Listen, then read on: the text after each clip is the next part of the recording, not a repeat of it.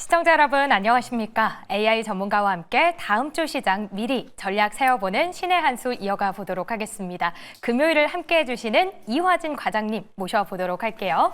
과장님 안녕하십니까? 네, 안녕하십니까? 네, 연휴가 끼어 있었다 보니까 금요일이 또 훌쩍 다가왔는데요. 네. 이제는 마지막이 될 AI와의 마지막 수익률 대결 네. 공개를 좀 해봐야 될 것 같습니다. 네. 저희가 코스맥스 고영의 대결이었는데 어떻게 전망하실까요? 사실 뭐 고영 제가 지난주에도 말씀을 드렸다시피 사실 지금 당장의 고영에 대한 주가의 퍼포먼스가 생각보다 쉽지는 않을 거다라고 얘기했는데 네. 예상을 좀 뒤엎었죠. 물론 저는 이제 코스메스를 가져오면서 사실 자신감은 충분히 저는 있었습니다. 왜냐면은 워낙 이제 화장품 수출 데이터가 잘 나왔기 때문에 물론 아직 실적 발표는 안 했지만은 이제 다른 뭐 한국 콜마나 최근에 이제 APR 실적을 보면서 어느 정도 충분히 승산이 있었다 생각을 했는데 네. 고영이 또 하루 만에 또 이게 기적을 만들어버리는 바람에 조금 아쉬웠던 것 같습니다.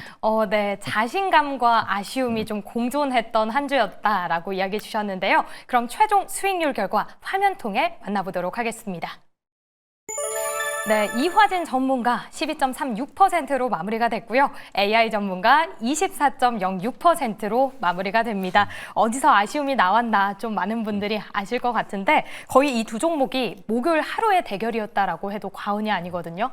일단 코스맥스 어떤 리뷰를 주실까 궁금합니다. 물론 오늘 아침 한국 콜마가 충분히 좀 힌트를 줬다라고 생각을 하고 있습니다. 물론 이제 CS 엔터널 같은 경우는 이제 색조 쪽이고, 물론 이제 코스메스나 이제 한국 콜마 같은 경우는 이제 한국 콜마는 이제 선케어 쪽으로 이제 더 많은 이제 ODM을 하고 있는 측면에 있는 상황이기 때문에, 그리고 실적은 특히 어제 APR을 참고를 하시겠지만은 1분기 실적이 선제 주문량이 아니라 우리가 관세 이후에도 4월 달에도 더 많은 이제 수출 물량들이 계속 꾸준히 나오고 있다. 라고 하게 되면서 APR이 올라왔거든요. 네. 오늘 한국화마다 마찬가지겠죠. 그럼 다음 주나 이제 실적 발표가 있을 코스메스 같은 경우도 결국에는 여기서 끝은 아니다. 제가 볼 때는 전고점이 20만 8천인 점을 감안을 했을 때 제가 목표가 나왔지만 제가 전 고점을 보고 얘기를 한 거기 때문에 네. 전고점을 뚫을 가능성이 아직은 남아있다 말씀드리겠습니다. 네. 지금 목표 주가 20만 원으로 제시를 해주셨고 최고가로 또 1차 목표가 터치를 했는데요. 네. 이제 조금 더 상방이 열려 있다면 2차 목표가도 좀 제시를 해주실까요?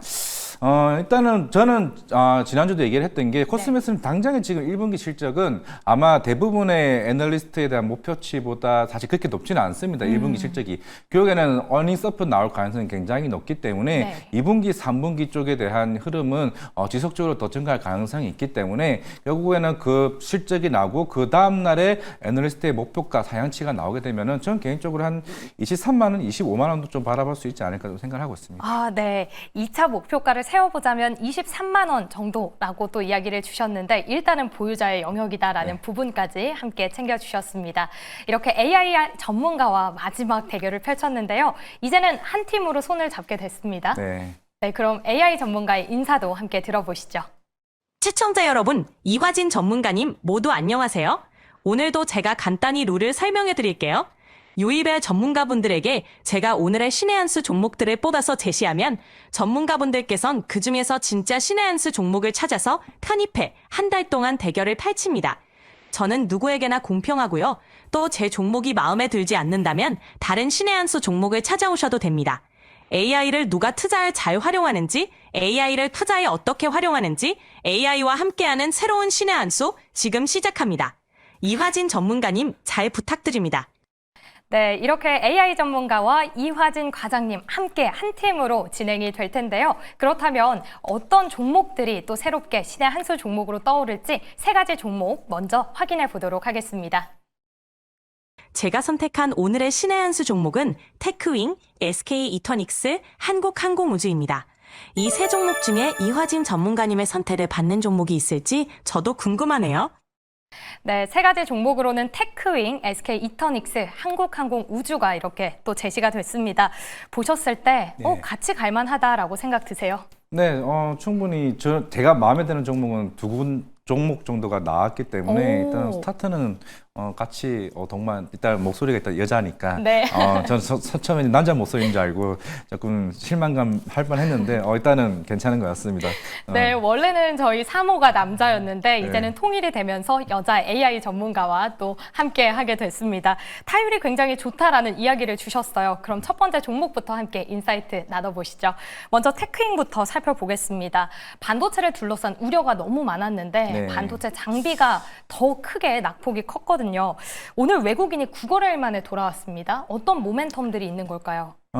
결국에는 지금 이제 테크윙도 물론 전년도에 주가가 많이 올라왔던 거는 특히 HBM 쪽에 들어가는 핸들러 이제 검사 장비가 이제 SK 하이닉스와 마이크론 쪽에 본격적으로 올라가게 되면서 이제 흐름이 좋았는데 최근에 이제 또 HBM4와 관련해서 지금 핸들러 검사 장비가 일단은 4월 한 중순쯤에 아마 이건 어차피 공시 사항이 아니기 때문에 아마 어느 정도 아마 통과가 되지 않았을까 싶습니다. 원래 기존에 삼성전자 들어갔고 이 4월 중순쯤에 이제 SK 하이닉스 쪽으로 아마 컬 테스트가 통과가 됐고 그 나머지가 이제 한 5월 6월쯤에 마이크론이지 않을까 싶습니다. 그러면은 이게 IDM 업체 이 세계 3사들에게 이제 본격적으로 고객사가 확대가 된다라고 하게 되면 물론 이제 1분기 실적은 약 한 대 정도만 이제 팔렸었기 때문에 물론 전체적으로 올해 목표치 자체 한 135대입니다. 135대이기 때문에 이게 컬 테스트가 통과가 되고 신규 주문이 나오게 되면은 이게 3개월 뒤에 매출로 인식되는 기준이기 때문에 그럼 지금 5월이면은 적어도 한 8월이죠. 그러면 적어도 3분기 때부터 실적이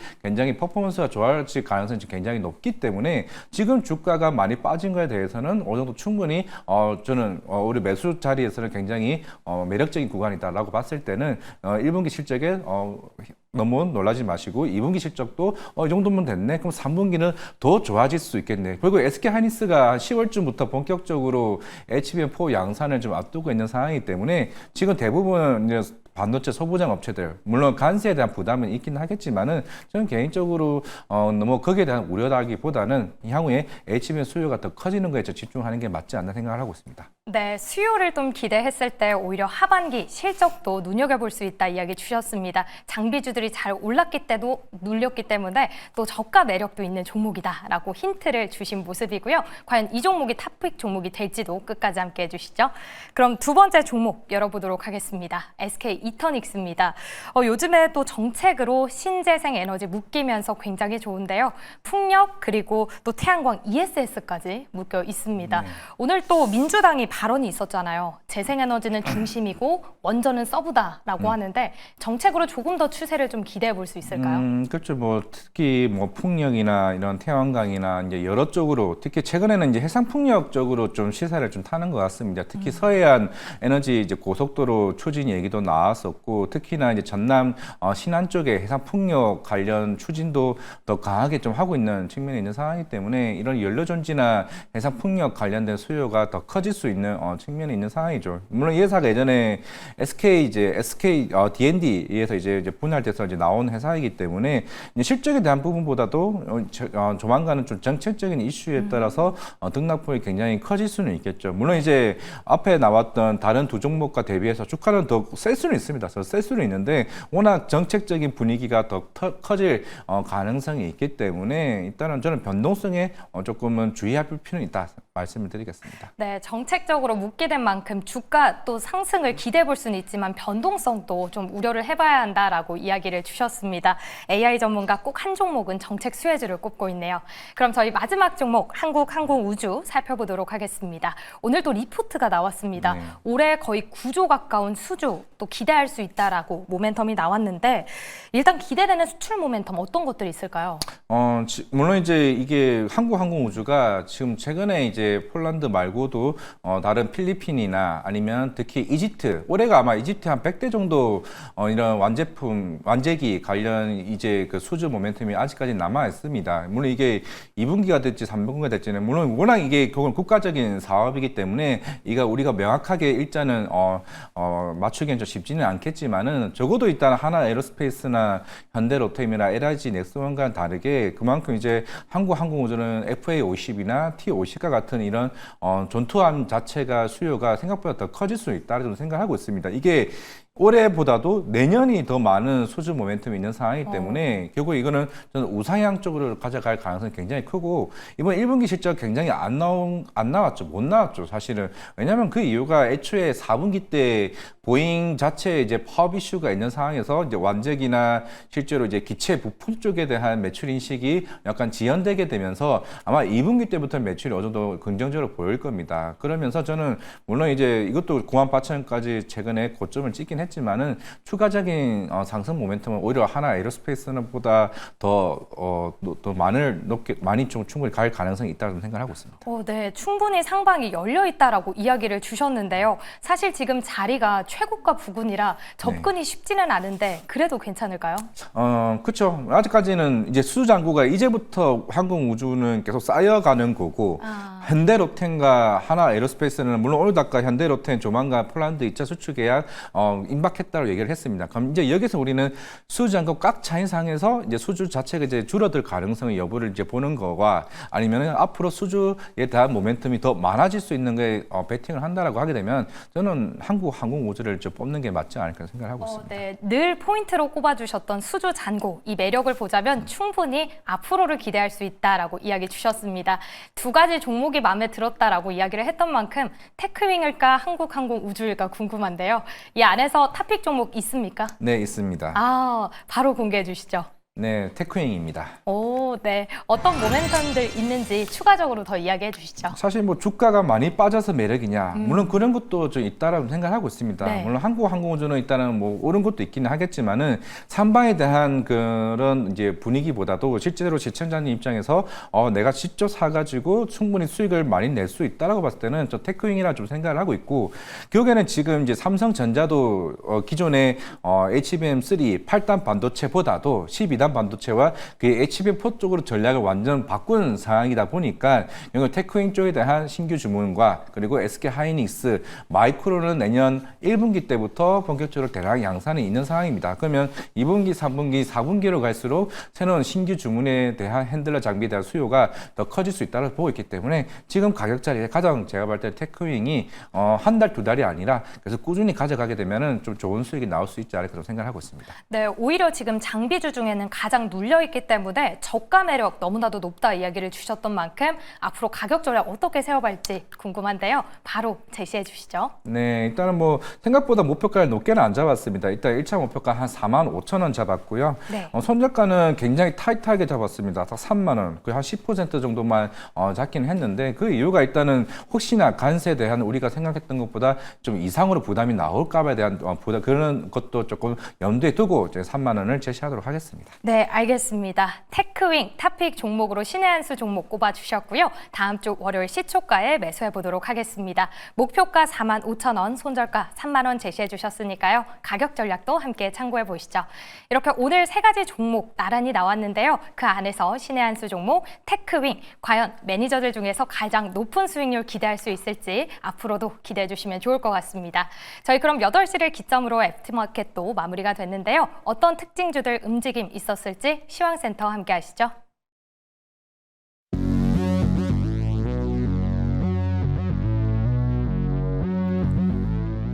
대체거래소 시황센터입니다. 애프터마켓에서 투자자들의 주목을 받은 종목들 10가지로 엄선해 봤는데요. 마감 상황 체크해 보도록 하겠습니다. 먼저 블루엠텍입니다. 오늘도 강한 상승 탄력을 받아갔습니다. 위고비를 통해서 지난달 60억 원의 유통 매출을 달성했다는 소식이 들리면서 오늘도 주목을 받았는데요.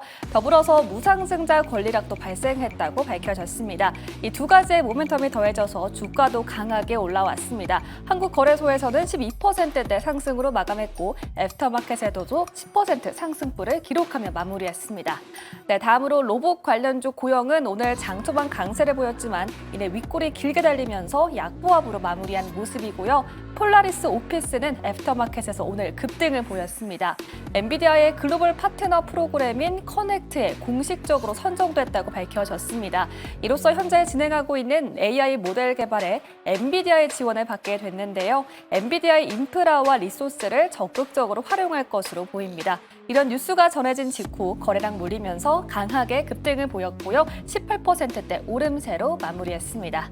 네, 그리고 YG 플러스가 1분기 흑자 전환에 성공하면서 기대감 받아간 모습이었습니다. 두 자릿수 상승이 확인됩니다.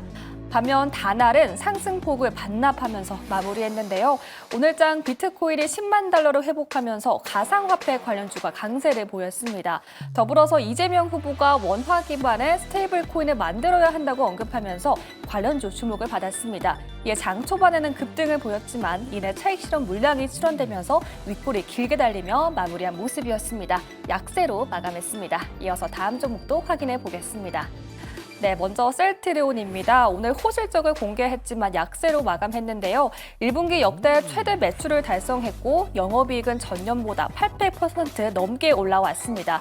하지만 글로벌 시장에서 주요 제품이 성장하면서 매출을 견인했다고 밝혔는데요. 하지만 시장의 눈높이보다는 아쉬운 성적이었을까요? 주가는 부진한 흐름을 보이면서 마무리했습니다. 네, 이어서 다음은 현대 로템입니다. 북아프리카에서 연이은 대규모 수주를 기록하면서 기대감을 받고 있습니다. 기존에는 2조 2천억 원으로 수주했던 모로코 사업에 1조 원의 추가 수주를 확보했습니다. 이로써 총 3조 2천억 원에 달하는 초대형 프로젝트를 수행하게 됐는데요. 이로써 5거래일째 외국인과 기관의 대량 매수세가 들어오면서 8%대 상승으로 기록한 모습이었습니다. 네, 다음으로 한화엔진입니다. 호재가 들려오면서 강하게 올라왔는데요. HD 현대 마린엔진과 186억 규모의 선박 엔진 공급 계약을 체결했다고 밝혀졌습니다. 연이은 대규모 수주와 성장 잠재력에 대한 전망이 나오면서 시장의 기대감이 현재 최고조에 달하고 있는데요. 오늘장에서도 상승으로 마감한 모습이었습니다. 또 오늘 비트코인의 상승으로 인해서 우리기술 투자도 주목을 받았고 현대차도 빨간불로 마무리했습니다. 트럼프 정부가 영국과의 무역 협상에서 자동차에 대한 관세를 인하한 영향으로 보이는데요. 우리 정부와의 협상에서도 비슷한 조치가 이뤄질 것으로 보이면서 자동차 전반에 대한 매수세가 유입된 모습이었습니다. 이렇게 애프터마켓 움직임까지 모두 살펴봤습니다. 지금까지 시황센터에서 전해드렸습니다.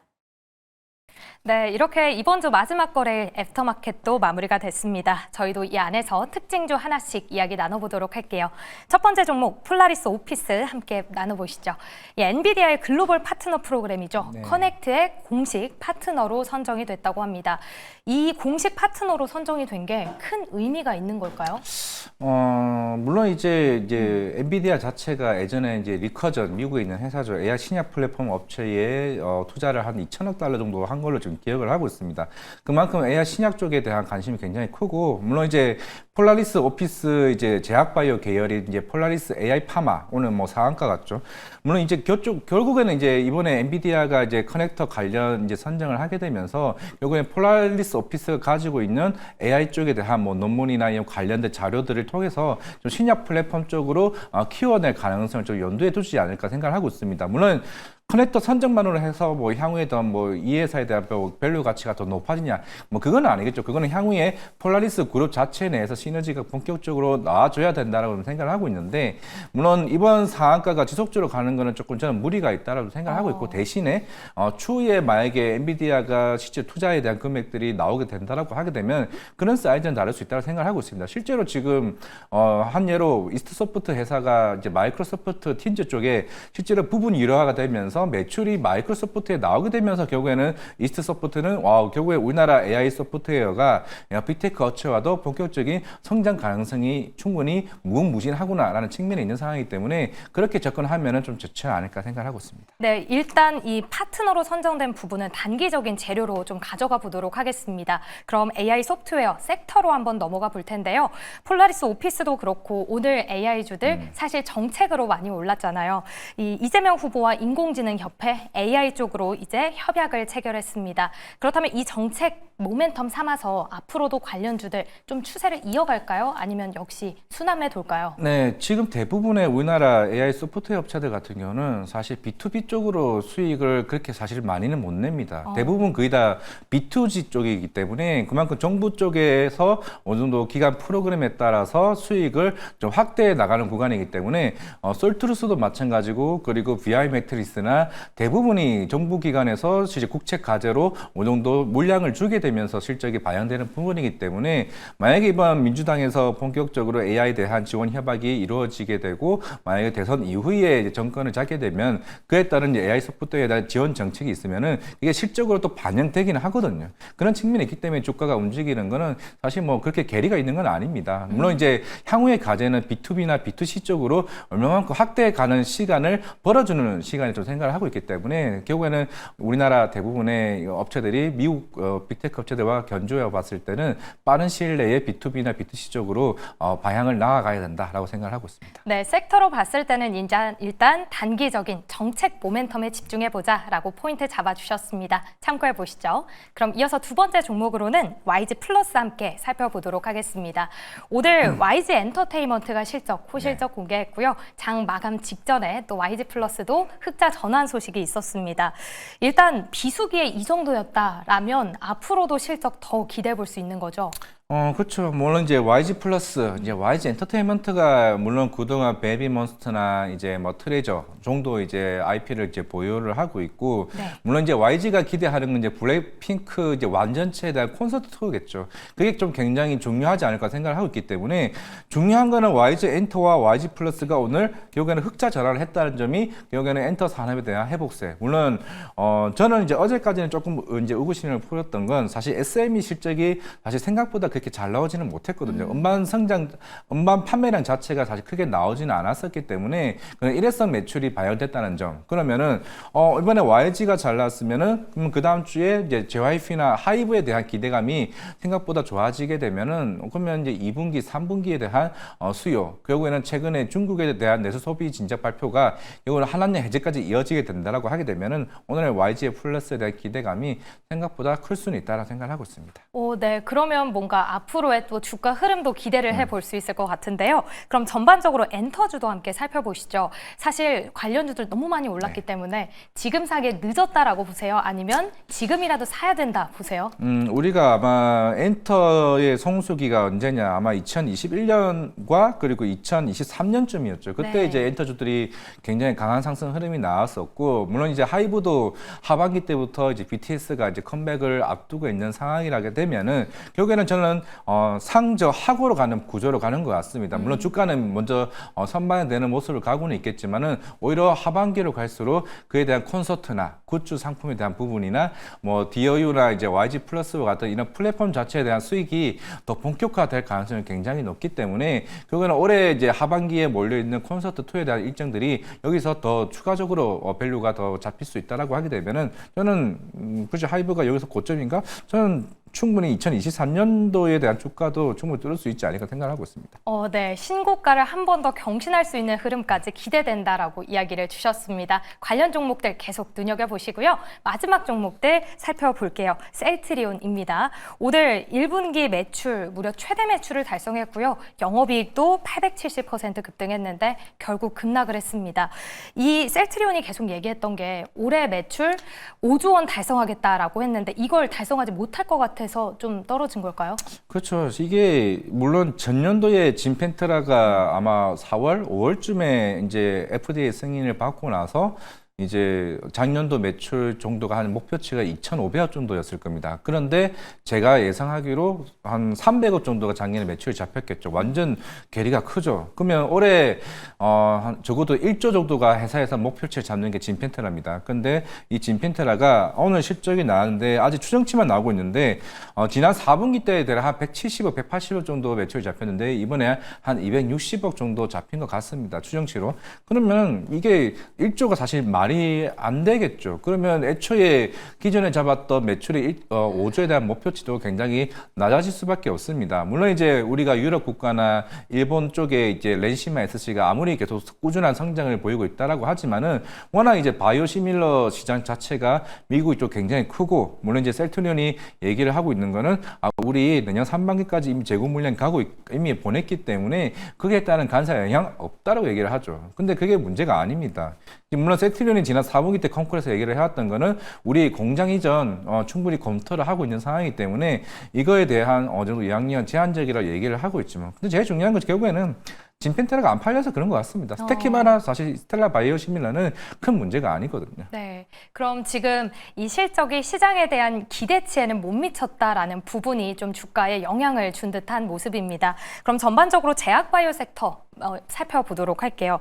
의약품 관세 우려 여파 계속되고 있는데 네. 지금 밀렸을 때 담아야 될까요? 아니면 조금 관망하면서 옥석을 좀 가려봐야 될까요? 저는 물론 의약품 관세가 나오게 되면 타격을 안 입을 종목들을 잡아야 된다는 생각을 하고 있습니다. 물론 오늘 SK바이오팜 실적이 나오면서 오히려 급락을 했죠. 사실 SK바이오팜은 미국 쪽 비중이 굉장히 큽니다. 에스코프리가 거의 매출 비중에서 거의 한 98% 정도 차지하고 있는데 물론 지금 점유율 자체가 거의 1, 2위 다투는 있긴 하겠지만은 결국에는 관세 여파에서 굉장히 직접적인 노출이 굉장히 클 수밖에 없는 게 SK바이오팜이고 삼성바이오로스나 이제 CDMO 같은 경우는 애초에 이거는 우리가 위탁 생산을 주문을 했던 특히 빅파마 업체들이 관세를 부담하게 됩니다.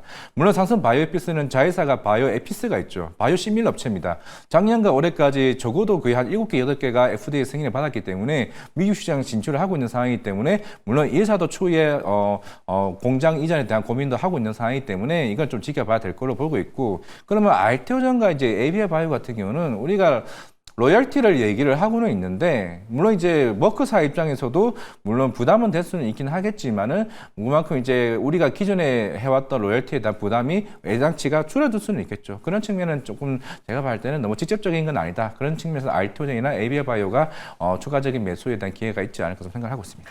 네, 우려는 있지만 관련 종목들에 대해서는 알테오젠, ABL바이오 등 확실한 모멘텀 있는 종목들 담아보자라는 이야기를 주셨습니다.